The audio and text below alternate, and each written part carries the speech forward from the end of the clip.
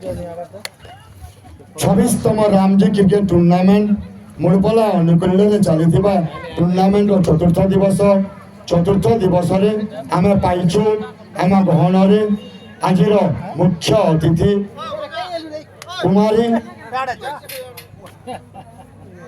Kshatriya madam Suryakanti Chhatriya madam Devgaon block उपाध्यक्ष vice chairman कुमारी सूर्यकांति छत्रिया महोदया आपणकर बहुमूल्य समय बाहर करी 26तम रामजी क्रिकेट टूर्नामेंट मुड़पला को आसी रामजी क्रिकेट टीम मुड़पला गर्वित श्रीमती छत्रिया मैडम को अनुरोध करुचु आपण स्टेज रे मंचासीन होई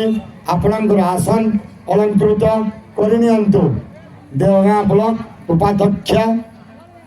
कुमारी छत्रिया मैडम महोदया वर्तमान मंचासीन अछन स्टेज रे।